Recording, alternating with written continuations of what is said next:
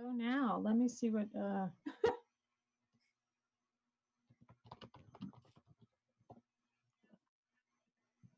keep forgetting Elijah can hear us in the. All right.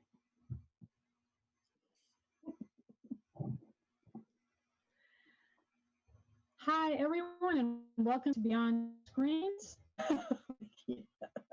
Welcome to Beyond Screens. This is Indiecade's weekly show on games above and beyond and around screens, which has changed a lot during the pandemic, of course. Today, I'm super excited because I have the key creative team from Black Feminist Video Game, a show that was produced by the Civilians, which some of you may be familiar with. They had done a previous show that was getting a lot of buzz called Russian Troll Farm. And this is a group that was actually incubated in their R&D lab. So we'll talk a little bit later about how that came about. But I want to start by asking each of you guys to introduce yourselves. By the way, I'm Celia Pierce. I'm the co-founder of Indiecade and also the co-founder of the Playable Theater Project.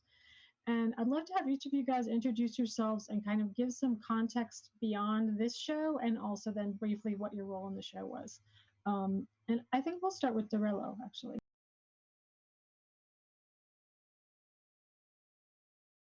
Yes, you should turn your mic on, Dorello. Hi, everybody. I'm Daniel Alejandro Holness. I am the playwright and storyteller for Black Feminist Video Game. And I'm excited to be joined here with two incredible members of my team, Victoria Collado and Che Rose. Great. Let's go to Victoria next. Vicky Collado. Yes, hi. My name is Victoria Collado, but everybody calls me Vicky. I'm a theater director, and I'm talking to everybody from Miami, Florida, and I'm super excited to be here. And now we pass it on to Che. How you doing, everybody? My name is Che Rose. I'm the creative director of Cookout Games, a small indie studio I founded. I built the video game part of Black Feminist Video Game. Cool.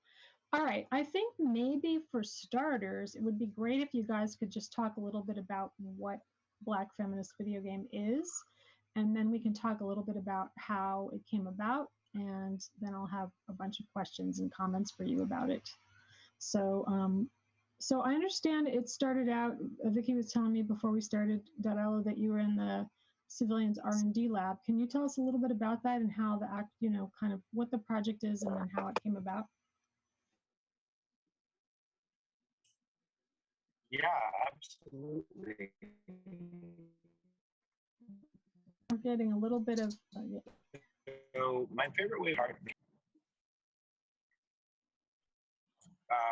my favorite way to describe the project is to refer to something that Vicky said in our conversation lunch, which is that Black Feminist Video Game is part video game, part film, and part live theatrical event.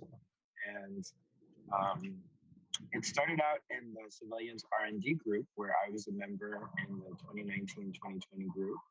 And the Civilians R&D group is a research and development group where theater makers of all sorts come together to make individual pieces that are based on research that each person has conducted.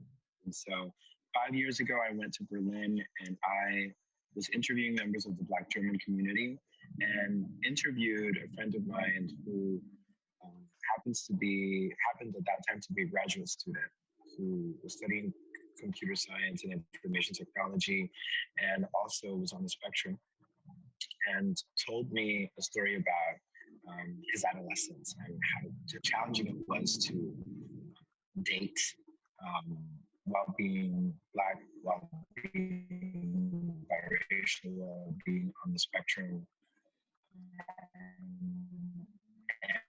And video games was a way for him to connect with, build those relationships that were such a challenge. And it reminded me of, it stuck in my head. And then years later, when I had a conversation with Che Rose about how he made an argument to me over a few beers about how the best writers in the world right now are writing video games, not novels. And I was like, what? No way. You know, like I've been a gamer since a kid, but have sort of, I've been more invested in the shoot 'em up style games, and you know, it's from that conversation that I became more engaged with the narrative-based games, and started to think more critically about video games as a storytelling device. And so when I was admitted to the Civilians R&D group,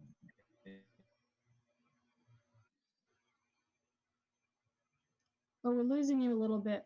2019, when I was admitted to the Civilians group in 2019, I had the opportunity to tell the story, and I knew that video game would be how I wanted to explore that, how I wanted to get that, a form I wanted to explore, you know, as I figured out how to get that out there. And then I'm going to kick it to Vicky to then talk about how the reading went and how the reading then created another opportunity for us to explore the digital form and video streaming even more.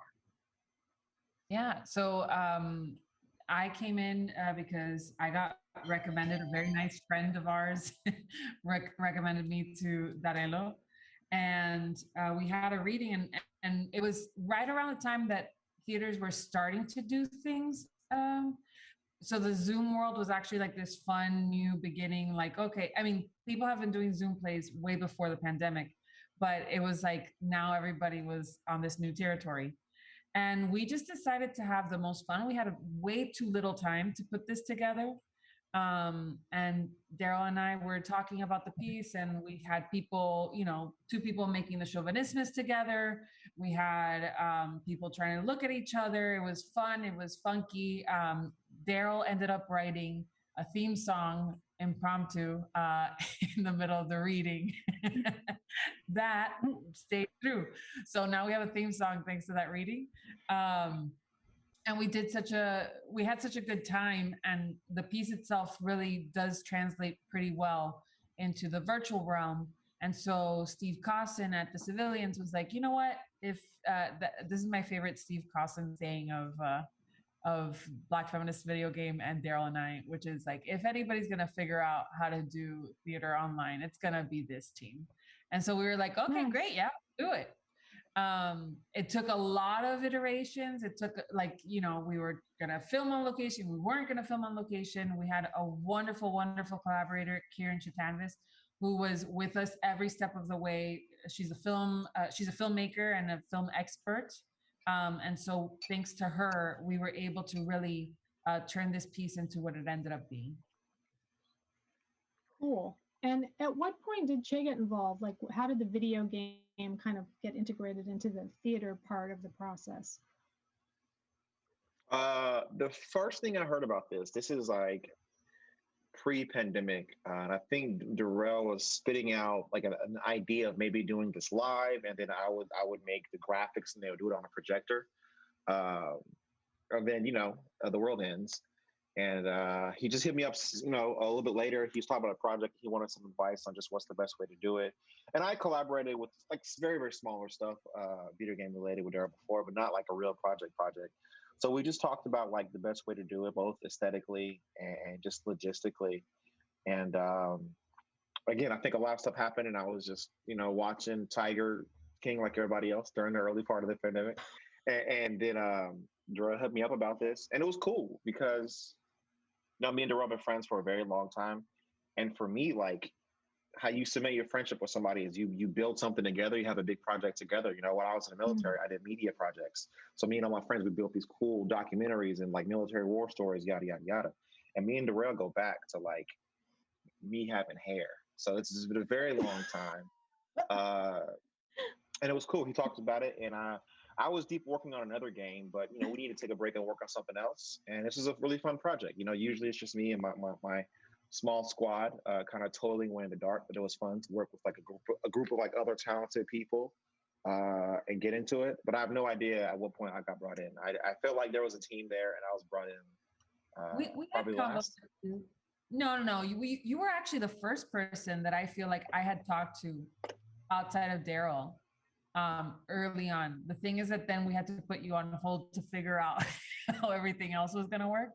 But I remember our first conversation and we were like, guys, this is a video game. Like, do you know what that means? And we were like, sure, of course we do. We had no idea what the heck we were talking about. But you were actually kind of the third person in. Oh, yeah. Okay, cool. So I want to just rewind for a minute because it was kind of thrown out that this was not meant to be an online show originally. Is that correct?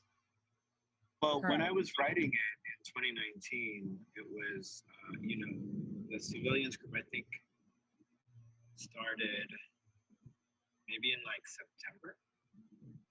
And so, no one had any idea that the pandemic was going to happen.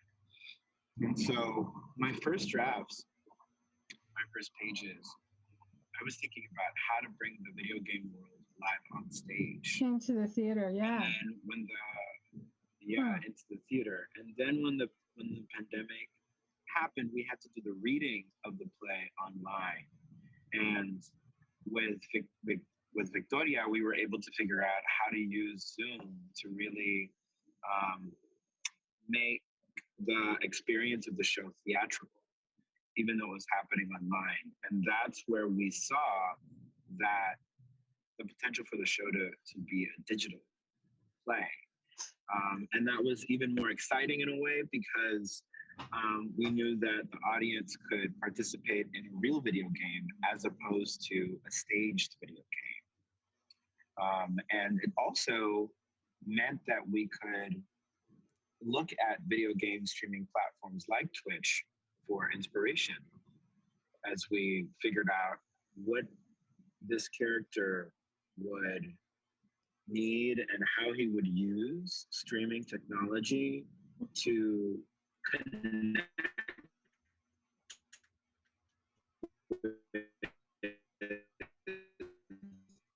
I'm getting a little crunchy again, Darrell.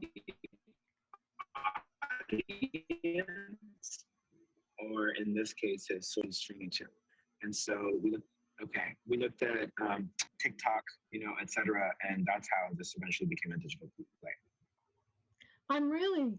It makes me even more impressed with the piece only because one of the things I'm always looking at, especially because I have a game design background, is I'm always looking at the diegetics of live online work. And I particularly like work where the sort of fact that it's on a screen makes sense with the story. This part of the reason I wanted to interview you guys is, first of all, this piece seems so inherently right for online that I'm sort of shocked to hear that it was not originally intended for online. And the other thing that I think is interesting about it is a lot of people use the game nomenclature for online theater, but they don't really use game logics or let alone an actual game.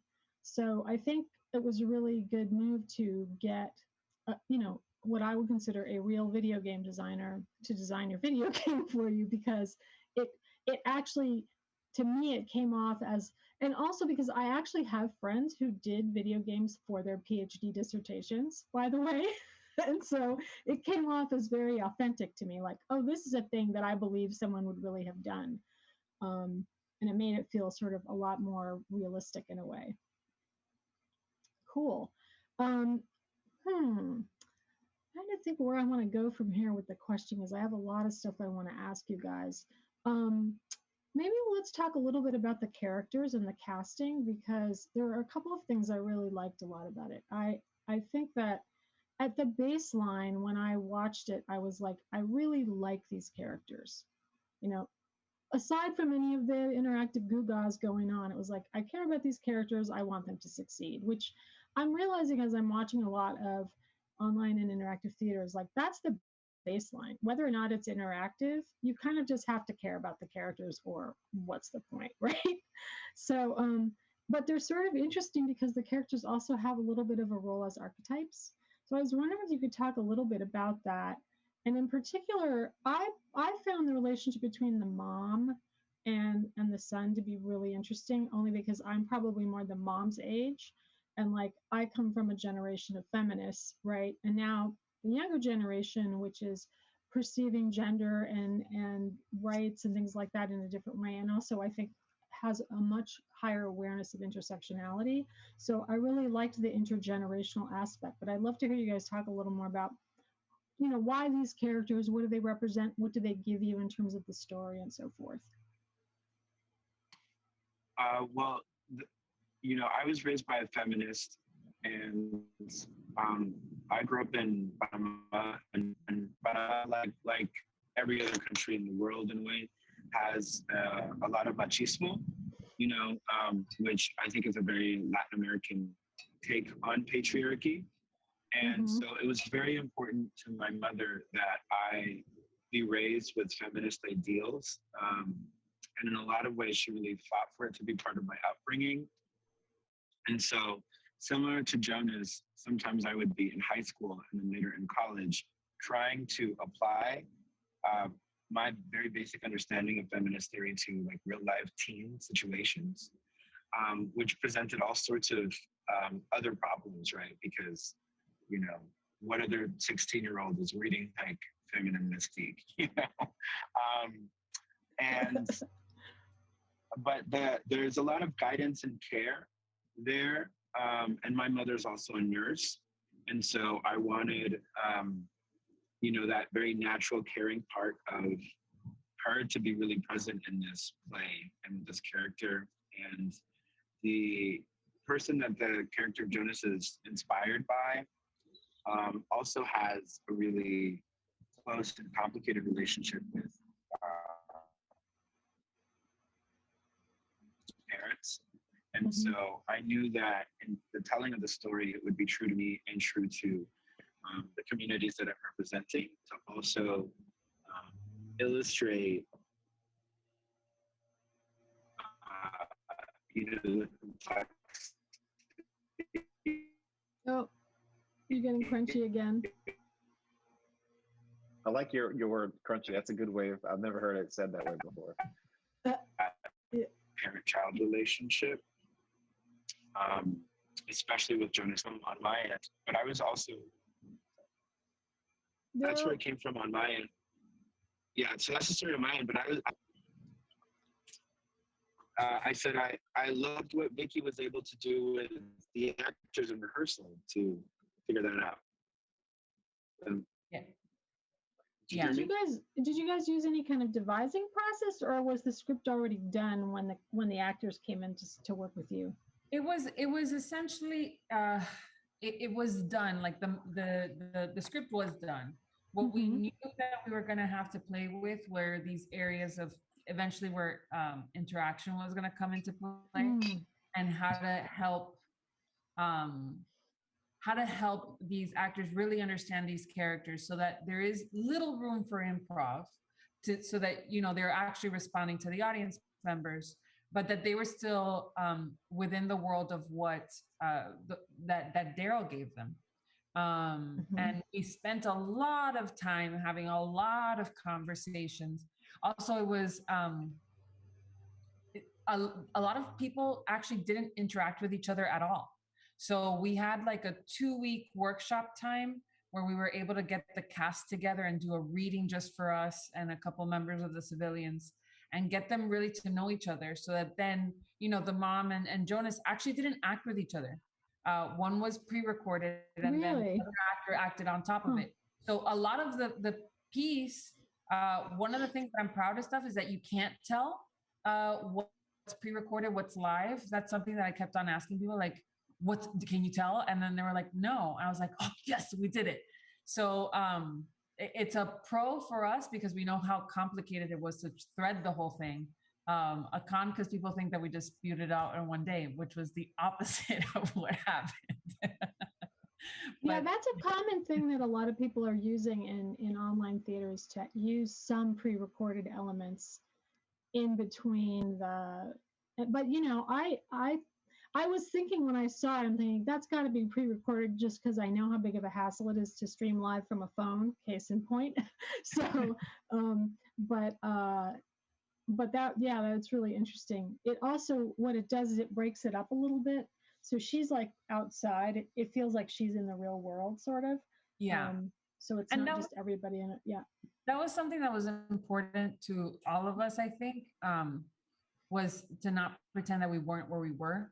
So that's where the FaceTime and the TikTok and all of that came in. It was like, if we're gonna see things, it has to be embedded in the real, even though we can't say we're on Twitch, we can't say that we're on TikTok, we can't say that, but we can give you the elements of that so that you could still feel like it's part of your world.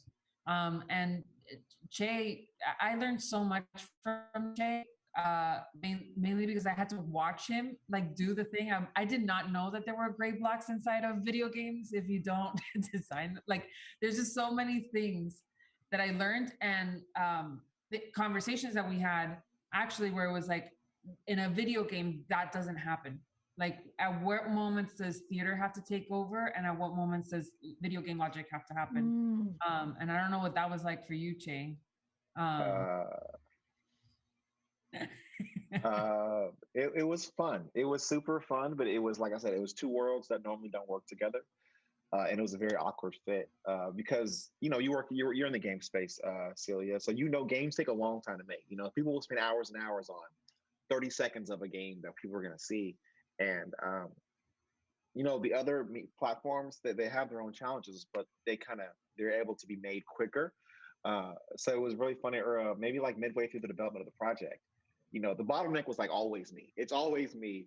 And nobody really understands the process. And I could feel everybody getting frustrated. And I do want to credit Victoria's leadership because, so we're pushing deadlines. And this games take a long time to make. And Vicky sits up late with me one night so we can like go over her changes together.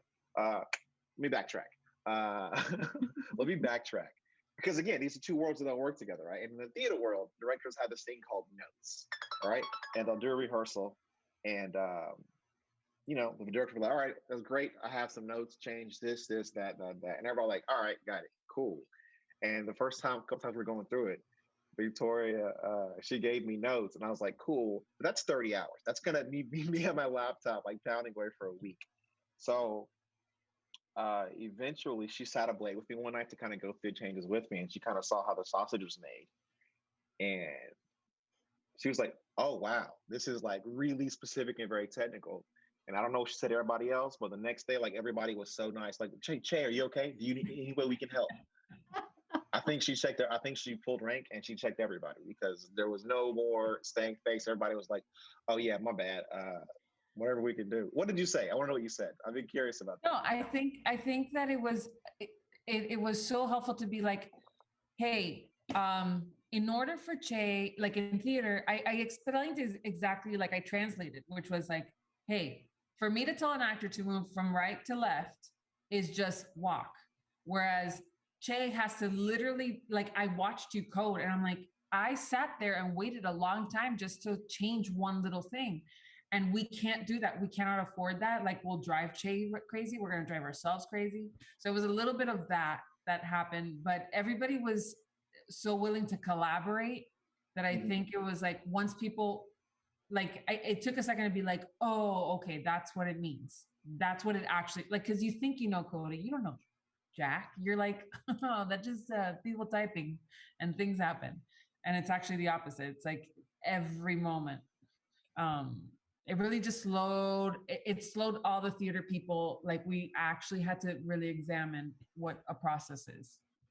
You know, I love that you're talking about this because last summer, I was supposed to have my first like big theatrical show. I was going to do a production with Dacha. And when we were working on it, we were like, it was like at two completely different time paces. Because I'm like, I want to plan ahead and I want to do this like a year before and I want to get a grant. And they're like, no. We're not going to do anything until 2 weeks before the show. Like, everything is not quite that compact, but you know what I'm saying? Like, you know, what you were describing, I hadn't really thought it through because I was used to, I worked on theme parks and I worked on game software, all of which is a long game. You know, theme parks take decades to build, right? So, and when you said a game takes a lot of hours, I mean, that is an understatement, I think, extremely. Like, games take 5 years to make. So Mhm. when you start working across disciplines, you sort of take your own time pacing for granted until you actually have to sit down with someone and go, oh, now I understand why. So like I talked to an actor a couple of months ago, and she was telling me that when you're devising, you want to make sure that you have that original cast, which is why you can't really devise a long time ahead of a show because those people might not be available. And that was like, whoa, I hadn't even thought of that, you know. So we have to kind of be really explicit about what the disciplinary expectations are, I think. What Yeah, did you guys do to solve that? Did you change the way you work together? I want to say that in many ways we did. I think that there was more of an understanding, at least on my end, and Che can tell me what he got on the other end. On my end, I knew the cost of a change, and I just want to point out that they were the first team to start working, right? Like they were the first ones to start. I mean, I'm not telling anybody anything that they don't know, and they were the last ones to really finish because it's not like anybody was behind. And so understanding what I could ask of Che and how to solve a problem, like how to solve a theater problem in a video game world. Like, is that a video game solve or is that a theater solve? Is that a film editing solve? Like, there's things that I think when we finally found the stride, which was like, okay, Che actually has to record himself playing.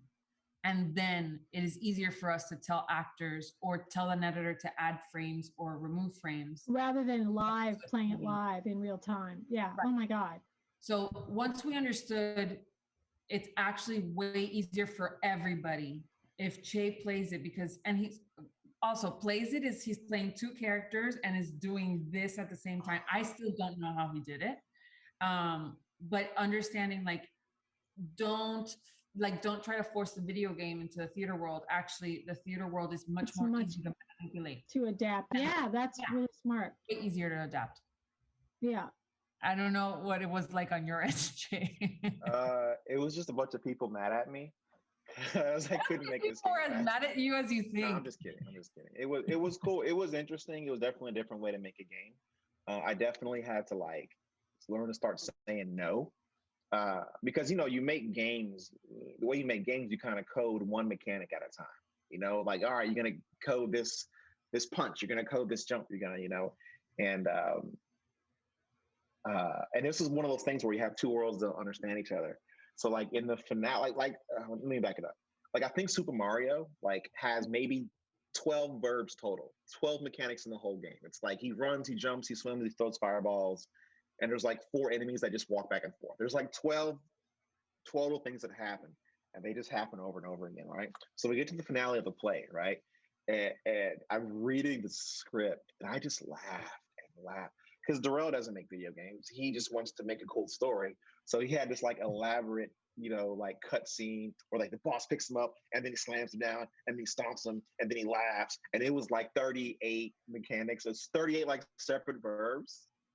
And I was me and Jocelyn alone are not Pixar Studios. So I took that elaborate description of a fight scene and I just made him punch over and over again. He's just gonna punch over and over again. There's no way I'm gonna make 38 new animations and program them to all work in sequential order. That's wild. So a lot of it was just people understanding what other people could do, and Victoria keeping a crew in check, and Darrell being in the dark when I changed his script, and everything worked out. I think at some point, there's a handful of game designers I know who've done video games for plays, basically. Mm-hmm. I'd like to do a panel with you guys separately to talk about the process because it's super interesting. Sorry, Darrell. Go ahead. Go ahead, Darrell. No, totally fine. I was just going to add that, I think when I was a student, I took a class with Mark Medoff, the playwright, who sadly passed away.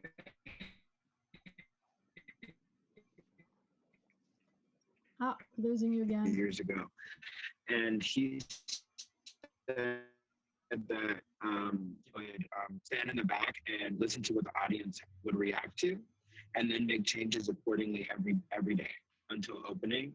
And so we had a different development process, but ultimately I knew that being a playwright means that you need to be flexible and you need to listen before you speak and before you write, and listen to your team. So for me, I was happy to make changes to the script, you know, to accommodate the process, because I knew that the process is ultimately what would make the best play, right? And so I was just so grateful that, and I wanted everyone, including Shay, to have the freedom to make the kind of decisions that they needed to make in order to make this the best play experience possible. And I'm grateful for Victoria's leadership as well in, you know, making sure that there's lots of serendipity, improvisation, and joy as well. Yeah, it's a lot of moving parts. And also, I think as we're learning more about like what's going on behind the scenes and how all those pieces are put together, it makes me even more impressed with the performances, because I think they were very authentic. Like I loved what was the main character's name again? Jonas. Jonas. I just immediately fell in love with him, in part because, you know, as a video game design instructor, that's my day job. I have kids. I meet kids like that all the time, and he was so charming. And I thought that the way that he addressed the audience as social family throughout the show, it made it feel really personal to me. Like, oh, he's talking to me. Like I didn't even see the show live. I watched the video of it, and I still felt like he was talking, like I was a member of his social family. I really like that device, because then it gives people sort of a way to connect directly. Like, there's a reason I'm here.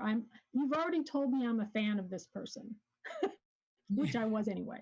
But and he was a really good. He does have like a really charming person. Like the performance was really charming, I thought. Well, and Kristan is someone who's just like magical. Like I didn't know this until we became Instagram friends, and I said this to Daryl. He like does like physical things. Like he can like flip, and like if we were gonna do this physically, we could probably actually do like a live. Like he could actually be The fight scene. Yeah. He does voices, and he just brought a lot of heart to Jonas. And both him and Kyla, who played Sabine, both of them worked really hard at really masking all the stuff that was happening, right? Like they were like the cute thing you looked at while everybody was doing all the things that they needed. Oh, this other stuff in the back yeah. scene, yeah. And how they waited to know the polling and the timing. You know, the actors are in one time universe, and we are in another one. And so it was like that understanding of like how to balance that and how to do it, making it look like they're not breaking a sweat. And they both, I mean, that is some of the quickest, most authentic actors I've ever worked with. And their relationship is really believable too. Like I was like, I think because the thing with the online theater that I find is challenging, and again, why I think it's important to think about the diegetics of the screen, is that it is very intimate. It's much more intimate than being in a large theater with a lot of people. So the intimacy between the characters also becomes super important. And even more so because they don't have their whole bodies. Like actors just lost like 3/4 of their bodies during the pandemic, right? Everyone's just acting with their face, which must be super frustrating. But works in this, you know, because that was the premise of the story, was that it was in this, again, like, even though that wasn't originally what it was, you guys did a great job of kind of retrofitting it to this situation. Are you thinking about doing it in a theater? Yes, absolutely. We are thinking about doing it in a theater. And there's one point I was trying to make earlier. Do you mind if I circle back to that, Celia? Oh yeah, absolutely. Yeah, it was just that as a student at the University of Houston, I took a class with Mark Medoff, and he taught us that, you know, what a playwright does is that, you know, a playwright stands in the back of the audience and listens to what they're reacting to in previews and makes changes to the scripts, you know, pretty much up until opening night. And our development process was different, but I knew that in order to be a playwright in this space, I needed to be adaptable to the process and to really trust the process. And so when Che and Jocelyn needed to make changes to the scripts ultimately to accommodate the process of game making, or when Julia Frey, who was our streaming designer and coordinator, needed to make adjustments here and there, I was open to it because I knew that the process would yield a great result. And so, I think that's important, that flexibility be baked into the script so that the actors could improvise, but also so that the designers could bring their processes into the overall process. And I also wanted to thank Victoria for her leadership, and also because this was one of the funnest plays that I ever had the experience of working on. And it was the most technically complicated process that I've ever been a part of, but her leadership helped to make this a really fun, good time, instead of it just being like, oh my gosh, how do we make a movie and a video game and a play and a live video streaming event all at the same time? It was just like, welcome to the party. Let's figure it out, And that's one of the reasons why I knew Vicky was a good choice for this project after we had worked together on the reading, because she thinks on her feet.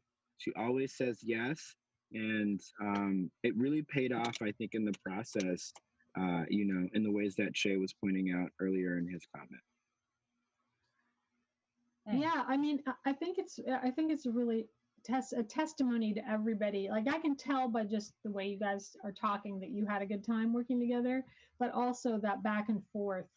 Because, you could also have come at it by like, I'm the playwright and you game designer have to do what I say, right? Almost like it's a contract. But by making it more collaborative, you were able to get the game to feed back into what was happening in the play part, right? Yeah, exactly. Very cool. And the collaboration is what I love about theater. I'm also a poet, and I can write poems in my room by myself alone, where I am, the writer and the designer and the director and the whatever, but and that's great, and I do love that, but I love theater because it is collaborative. I want to know what you have to bring to the table. I want your ideas to be part of the conversation, So I really like that. And I also, it's funny because as I've been working with a little bit with theater people over the last couple of years, I find I really enjoy working with them because there is that collaborative spirit that's part of discipline. But one thing that I always love is working across disciplines and not knowing what people are talking about going in, and then learning one step at a time. Like, a person will say a word that, you totally take for granted in your own discipline. I'm sure that happened with Che when you guys were working together to be like, oh, what are you talking about? What does this mean? Even words that we use the same word for, like iterate, might mean something different for a video game designer than a theater designer. So that's something I've spent a lot of time talking to people about, is like how do we communicate across disciplines and not run into the problem of assuming we know what the other person is talking about when we don't. I love that. I love that feeling of figuring it out. I mean, sounds like you guys had a lot of fun with that. We did. I mean, if I could go back, I would definitely give ourselves hey, in theater, we say all these things. In film, we say all these things. In video game, we say all these things. And we probably could have cut a couple hours, just a couple, of maneuvering what does each thing mean. But it definitely, I don't know, I learned a lot. It's changed everything. And I think it was a blessing. I'm actually currently very upset with the theater structure of you have 2 weeks to put up a show. I think that's bogus. And I think that's something that this play did, because every change meant something, right? Something that was a quicker change for Daryl to write might have been a longer change for Che to actually make happen, or vice versa, or, how we can make it happen is that it kind of slowed down, making just impulse choices or just fix it because there's no money, or fix it because we don't have time. It slowed it down a little bit. And And it really, I think, helped us all reevaluate what collaboration means.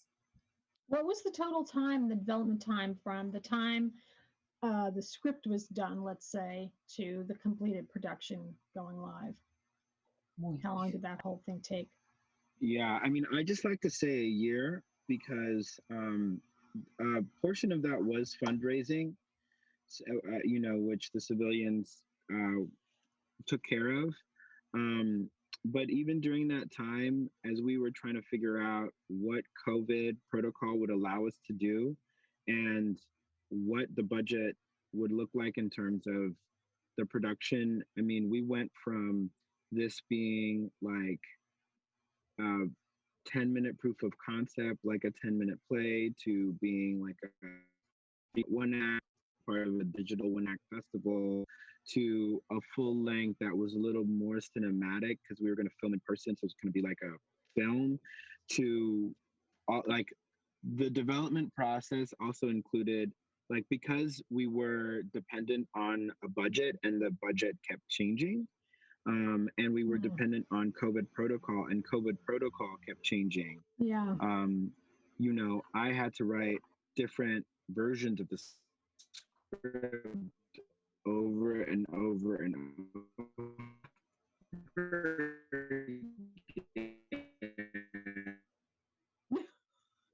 so That's a great freeze frame. It's unusual, you know. Yeah. I can't tell if but we did it. It's unusual, but we did it.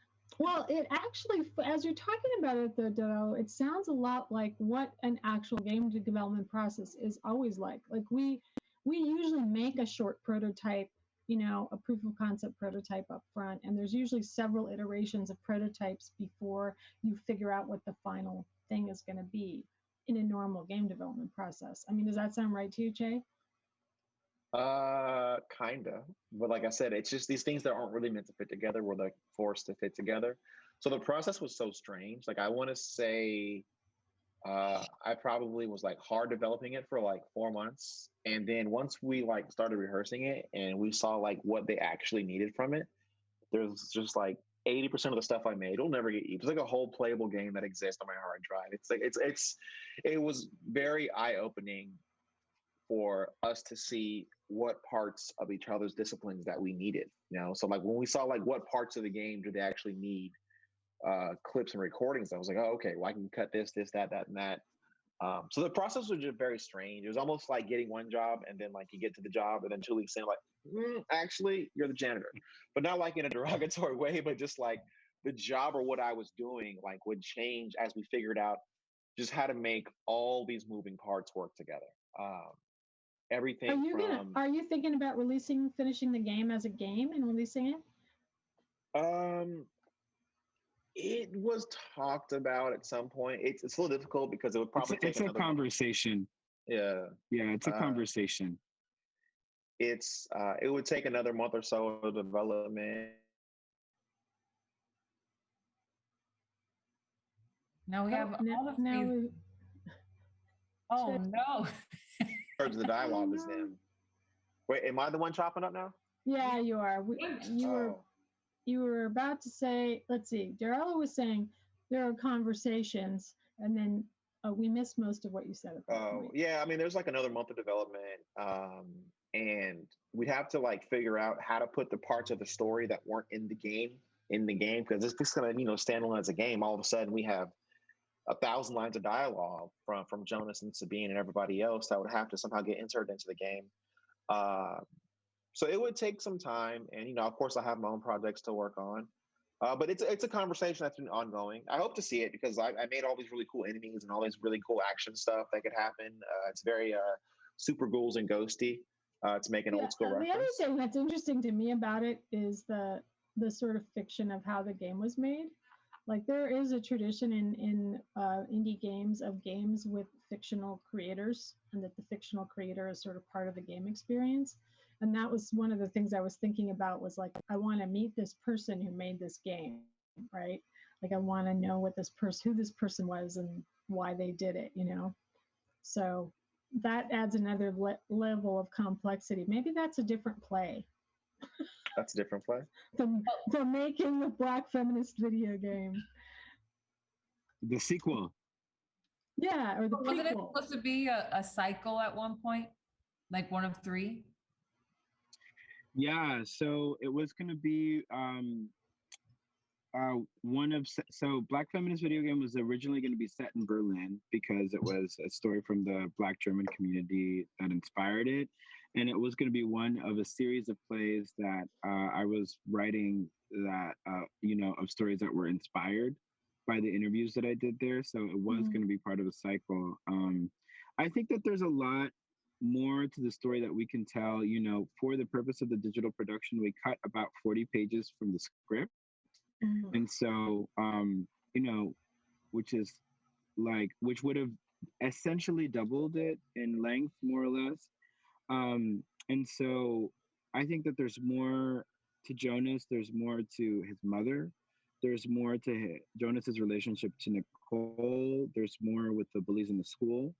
And there's more to this game. There's more to Marguerite, the game creator.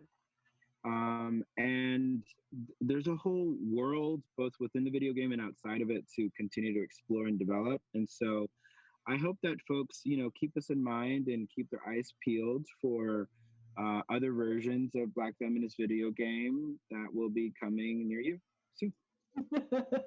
Nice. So I want to talk a little bit now about, and this is a little bit more hypothetical, but sort of how has the process of doing this changed your ideas and your thoughts about your discipline going forward? So specifically, like for Darello and Vicky, like how are you now changed as theater makers by working on this project, both online, interactive with the audience, and in conjunction with the game? And then with Che, like how does being around a theater experience impact your future game making activities? Whoever wants to go first. Maybe Darello, since you might have to leave early, you should start. Okay. I would say that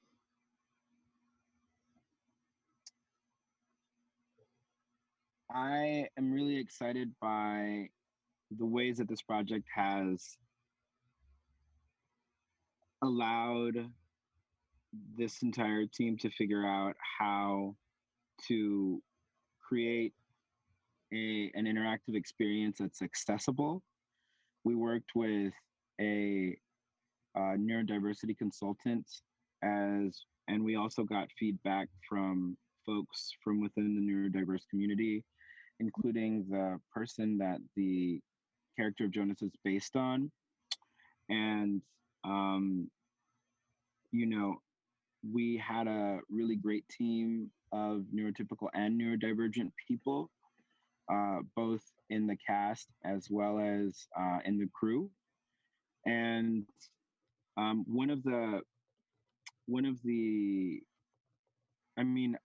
just gotten such great feedback from everyone, not only throughout the development, but even, after the show, from audience members about how they feel seen for the first time, how there's been no other theatrical experience that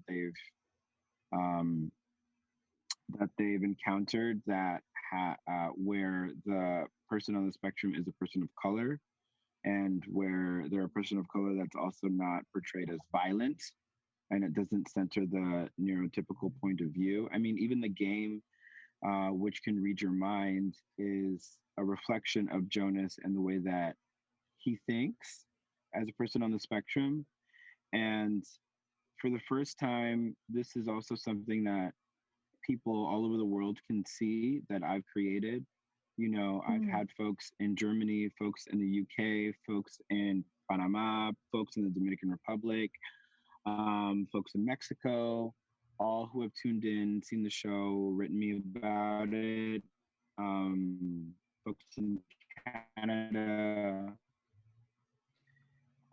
folks in Uruguay, and that's incredible. And some of them are also on the spectrum and have talked about how incredible it was to also be able to press pause and press play as needed when they were watching the recording of the piece.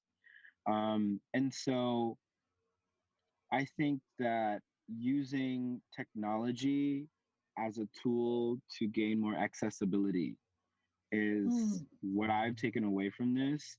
And it's one of the reasons why some of those folks prefer video games to live theater. And so being able to really see video game as a way to make theater more accessible is one of the takeaways that I have from this. And that was really a learning experience for me. Yeah, a lot of people have talked about the fact that the theater audience has expanded and become more global because theater is so regional by definition. So it's interesting that so many, I mean, I don't know if I would have been able to see this if it was in a theater wherever you all are, right? So, okay. Well, yeah, we probably wouldn't be I probably wouldn't be working on it because I'm in Miami. Jay's in DC. Daryl's actually traveling around the country. So this can only car. a car. Yeah, but I think that for me, it has been kind of what does it actually mean to collaborate and to not take for granted how we communicate with each other. I think that's the big thing. It's like you can always learn from other mediums. You can always learn how other things work. I think that one of the richest, not just because Che is here, but I honestly think that one of the richest moments that will always stay in my head is those like 1 or 2 late nights that we stayed up and I watched him do the thing and understanding what every choice that he has to make and how that affects the storytelling. And also just when you have to let the forces of nature be the thing that, when the force of nature has to win and when you have to force its hands a little bit. That's kind of that's kind of what I think is the big lesson. I mean, that's kind of like the definition of being a director, isn't it? And also constantly feeling, I think I always, the reason I collaborate so well with Daryl and with other, like some of my favorite playwrights, they have, they're not scared to dream. They're not delusional, but they're not scared to ask for the dream.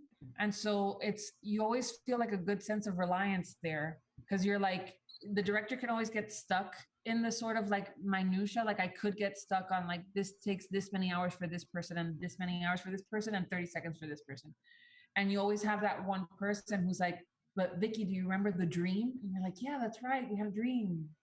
How do we go back to that dream? Yes. Right, okay. right. Like it's the person that always brings you back. So, you know, it's always helpful to have dreamers on the project so that you're always doing that justice, as opposed to, you can get boggled down real quick with the technicalities. That's my very long-winded answer. Oh, do you think it's going to change your game design? No. I think that this has changed the way I look at collaborative processes. You know, in my career as a game developer, most of what I'd done, if it was contract work, it was I'm just giving them what they want exactly. My heart wasn't in it. It was just, you know, an educational thing, a museum thing, you know, the kind of stuff that you kind of get coming out of like, you know, game design at an academic level. But like seeing how other people like collaborate and how like other people's vision can improve the product. I promise you, in the next 5 years, Victoria is going to pick up directing a game project. I promise. I know she will. I know she will because she was so good with it. And there's so few talented people out there that can help you tell your story. That's why, you know, most of the games you play are just Call of Duty, bro fantasy stuff. And it's not really engaged happening. And that's because you need people that have the vision and know how to collaborate with people. So really, it just expanded my look at the creative process. And then, you know, another thing is just, it's really remotivated me to work on my projects. You know, I have my own game that I've been working on for a couple of years that also happens to be a Black feminist video game. And, you know, spending a few months really grinding to, you know, realize Darrell and Vicky's dream really motivated me. So like, as soon as that project was done, I'm like, all right, I got to get mine out there. I'm ready. I gotta show what I can do. So I'm definitely extra motivated after, you know, helping, you know, bring their vision to life, and excited to just get to my own and then looking for the next opportunity. And then me and Darrell get to make something dope together, and looking to see when Vicky's going to come on board and direct my game. But that's really it, man. Just like learning the collaborative process. I've typically run my own ship, so everyone, no one really says anything creatively unless it's like Jocelyn. But so yeah, man, like having other smart people in the room has been great. So there's one more question in the chat, but I wanted to just follow up with a quick follow-up as part of this question, which is also about specifically to Vicky and Darrell about audience agency. Like, how do you think you're gonna think about audience agency as part of your craft going forward? I mean, it's always on my mind. I can't wait to work on a piece where we're in actual full-time conversation with the audience.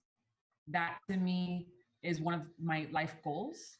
And so this game, I think this gameplay movie really was like the simplest form. I think that if we had more time, I think that we would have even gone crazier with what it meant to have interaction and really actually lean a lot on the video game team on what does it mean to create the boundaries for where the audience can move. But again, budget and time does this.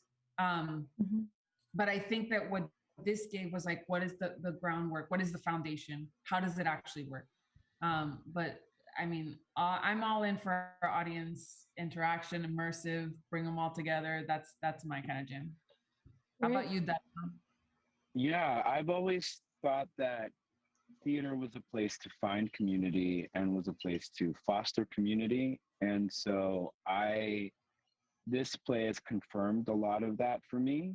And it means that going forward, I'm going to make community and community engagement even more of a priority. And I think that there's a lot of agency for the audience in that. Yeah, very cool. There's one question in the chat about funding. How was the project funded? What was that process like? I believe it was a ton of grants that were applied for. The civilians would be the best people to answer that question. But usually for us, it's a lot of pitching. It's a lot of like, hey, do you like it? Hey, give us some money. It's a good tax write-off, or, it's a big process, and the funding process of this alone and that sort of expansion, reduction of the process, like that sort of massaging of the machine, if you will, you just forget how much it influences creativity and what it does. And I think, I mean, the play wouldn't have even been set. Jonas technically wouldn't have been in Miami if it weren't for that one moment where we thought we had a little bit more budget to have people in the same place at the same time. Oh. Is that where you were going to stage it originally, Miami? That was actually from a funding perspective, it was the easiest place for us to all come down. We didn't have the weather to mess with. Florida was much easier with the COVID protocols. I had done a filming project and had already tested out what that was like. But then it was like, how were we going to make it all happen? And so that actually was like, it just influenced so much that process. Interesting. And just out of curiosity, so you were saying there were grants, were there also like individual donors? Yeah, I think that's really a civilians question. Because they did most of the fundraising. They did most of the fundraising, and the part of it that we were involved in was, either writing up a synopsis of the play or putting together like a vision statement that they would then incorporate into some of the grants that they were applying for. They also were able to build a virtual tour for the show. So we had 3 theaters supporting us. Center Theater Group in Los Angeles, 59 East 59th Theaters in New York, and OSF, Oregon Shakespeare Festival in Ashland, Oregon. And then there was also a co-commission from the Williams Center for the Arts at Lafayette College. And I know that we also received funds from the Venturous Theater Fund as well. And so, you know, that's as much as I know, certainly, to say. And I think any sort of follow-up, whoever may be asking the question, you know, could easily reach out to the civilians for a sort of like a, how do we do this kind of, you know, question. Yeah, I'm no, sure that they'll be happy yeah. to respond. Cool. Great. I think that's all I've got, unless you guys have anything else you wanted to talk about. That's it for me, but this has really been wonderful. I'm so glad to have been part of this conversation and to also have this streamed on Twitch. You know, I'm super excited. It was great having you guys.